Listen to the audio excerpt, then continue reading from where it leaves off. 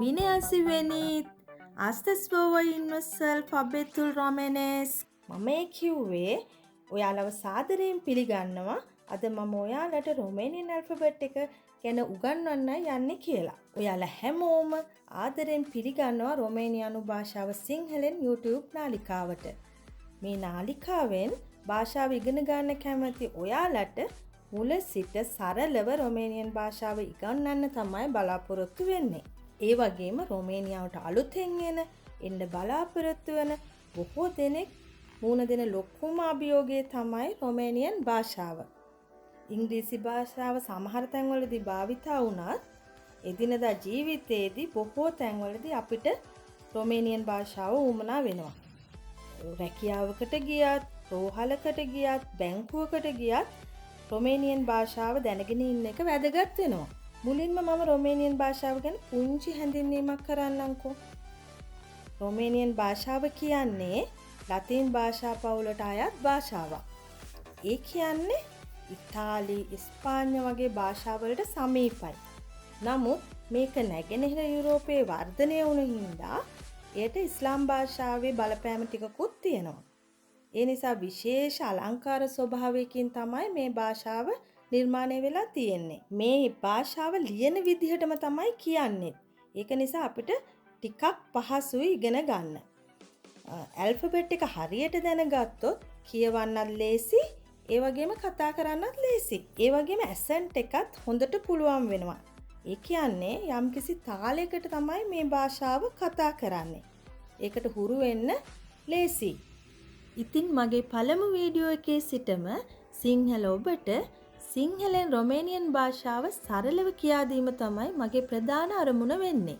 ඔබ රොමේනියාවට එන්න බලාපොරොත්තු වෙන කෙනෙක් නම්, අලුතෙන් ආපු කෙනෙක් නම්, භාෂාව ඉගෙන ගන්න කැමති කෙනෙක් නම් මගේ වීඩියෝ දිගටම බලන්න. මගේ channel එක subscribe කරලා, follow කරලා, like කරලා, share කරන්න. හරි. එහෙමනම් අපි පළමු පාඩමට යමු. අපි සිංහල භාෂාව ඉගෙන ගත්තේ සිංහල හෝඩියෙන්. ඒ වගේම ඉංග්‍රීසි භාෂාවත් අපි ඉගෙන ගත්තේ ඉංග්‍රීසි හෝඩියෙන්.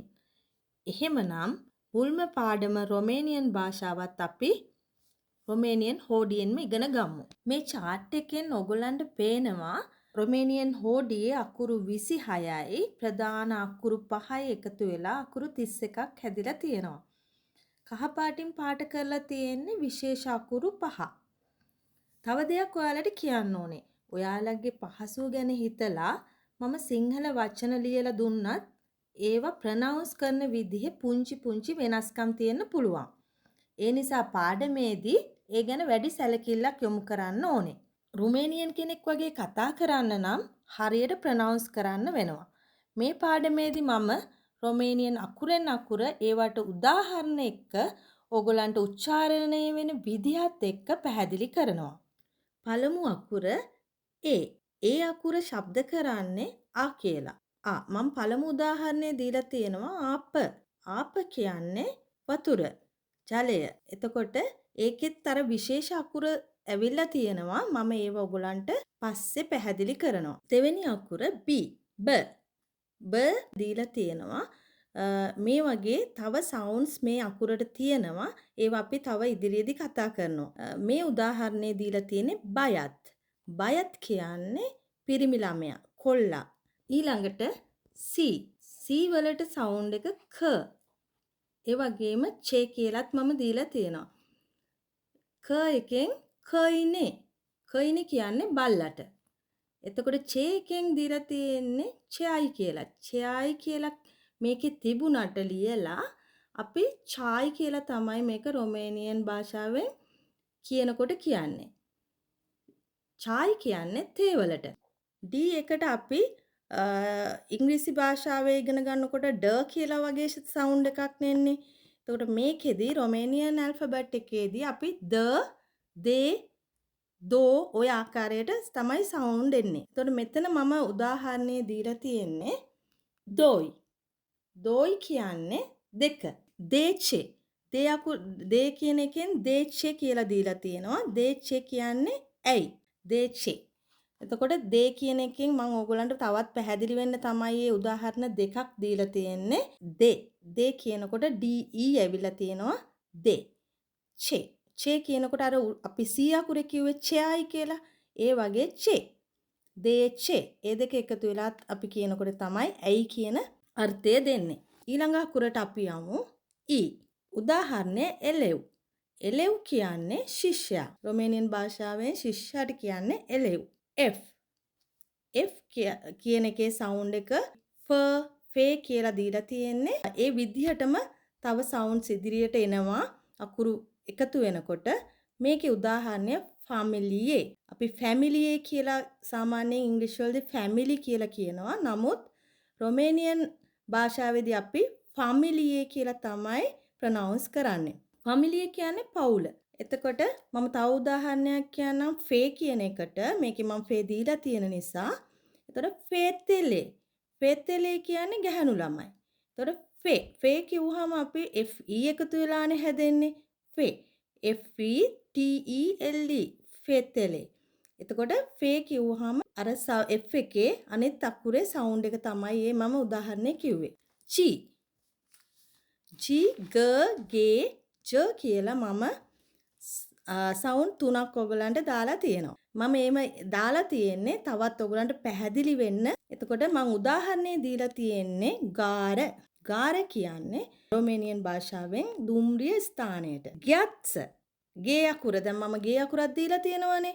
ඒකටත් උදාහරණයක් ගත්තොත් ග්‍යත්ස කිව්වොත් ග්‍යත්ස කියන්නේ අයිස්. ගේ කිව්වහම ඒකේ හැදෙන්නේ GHE කියලා. ග්‍යත්ස. ඒකට ග්‍යත්ස කියන්නේ අයිස් වලට. එතකොට ජ අකුරටත් මම උදාහරණයක් කියන්නම්කෝ. එතකොට ජ අකුරට ජෙර් කියන්නේ හිමවලට. තව හිමවලට අපි කියනවා සපාද කියලා. ඒවා අපි තව ඉස්සරහට යනකොට කතා කරමු. H කියන්නේ සවුන්ඩ් එක හොටෙල්. අපි හොටෙල් කියලානේ සාමාන්‍යයෙන් මේක ශබ්ද කරන්නේ.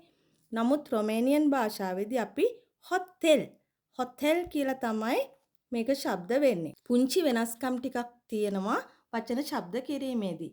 ඊළඟට I අකුරේ ශබ්දය ඉනිම කියන්නේ හදවත. I අකුර විශේෂ අකුරක්. ඒක මම ඕගොල්ලන්ට පස්සේ වෙනම පාඩමකින් කතා කරනවා. J ශබ්දය ජොක් කියන්නේ ක්‍රීඩාව. ඊළඟට K එකට අර C අකුරට වගේම ක කියන ශබ්දයක් තමයි K අකුරටත් එන්නේ. මේකේ මම උදාහරණේ දීලා තියෙන්නේ කිලෝග්‍රාම්. රොමේනියන් භාෂාවෙන් අපි ශබ්ද කරන්නේ කිලෝග්‍රාම් කියලා. ඒත් අපි සාමාන්‍යයෙන් කියන්නේ කිලෝග්‍රෑම් කියලා. ඊළඟට L ඒකේ මම උදාහරණ දෙකක් දීලා තියෙනවා. ලෙගුමේ කියන්නේ ලෝකය. ලෙගුමේ කියන්නේ එළවලු. ලේ කියන ශබ්ද දෙක තමයි දීලා තියෙන්නේ. මේකේ අර මම ඉස්සෙල්ලා කිව්වා වගේ තවත් ශබ්ද එනවා. ඊළඟට උදාහරණය මාම කියන්නේ අම්මට. ඊළඟ අකුර නේ කියලා මම සවුන්ඩ් දෙකක් එතන උදාහරණ දීලා තියෙනවා. ඒගොල්ලන්ට ගොඩක් පැහැදිලි වෙන්න තමයි මම මේ උදාහරණ දෙකක් දාලා තියෙන්නේ. සමහර ඒවායේ න එකෙන් පළවෙනි උදාහරණය නාස් කියන්නේ නහයට. ඊළඟට නේ කියන ශබ්දයෙන් දීලා තියෙනවා නෙපොත් කියන්නේ මුණුපුරාට. ඊළඟ අකුර ඕම් කියන්නේ මනුෂ්‍යයට. ප ශබ්දය ප්‍රියතෙන් කියන්නේ මිතුරා යහළුවා. Q කියන ශබ්දය ඒ විදිහටමයි ශබ්ද වෙන්නේ. කතාර් කියන්නේ රටක්. ඒකට කටාර් කියලා තමයි අපි සාමාන්‍යයෙන් කියන්නේ. රොමේනියන් භාෂාවෙන් කතාර් කියලා තමයි අපි ප්‍රොනවුන්ස් කරන්නේ. ර උදාහරණය රෝෂු රෝෂු කියන්නේ රතු. රෝෂු කියන්නේ රතු පාට. S S ස සාරේ සාරේ සාරේ කියන්නේ ලුණු වලට. ඊළඟ අකුර T ට ටෙලිෆෝනේ ටෙලිෆෝනේ කියන්නේ දුරකථනය. ටෙලිෆෝනේ U කියන්නේ ශබ්දය උ. ඌෂ උෂ කියන්නේ දොර. ඒකේ ඕගලන්ට පේනවා විශේෂ අකුරු දෙකකුත් එක්ක තමයි උෂ කියලා ශබ්ද වෙලා තියෙන්නේ. ඒ විශේෂ අකුරු ගැන මම පස්සේ කතා කරනවා ඊළඟ දෙවනි පාඩමෙන්. ව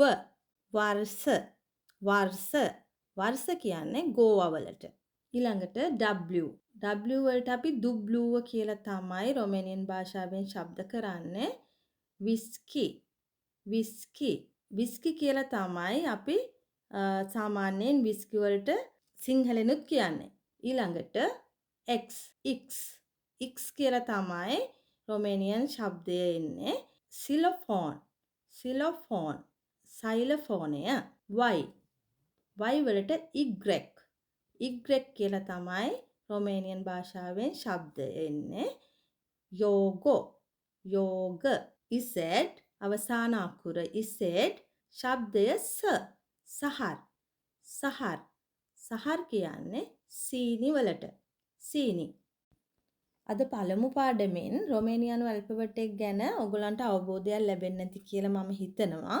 ඇල්ෆබෙට් එකේ විශේෂ අකුරු 5 ගැන දෙවන පාඩමෙන් කතා කරන බලාපොරොත්තුවෙන් පළමු පාඩම මෙතකින් අවසන් කරනවා. ඔයාලට මේ පාඩම ගැන යම් ගැටලුවක් තියෙනවා නම් පහළ කමෙන්ට් සෙක්ෂන් එකේ කමෙන්ට් එකක් දාලා සබ්ස්ක්‍රයිබ් කරන්න. ඔයාලා හැමෝටම සුබ දවසක්. ඔසි බූන තුතුරෝර් ලරි වෙදරේ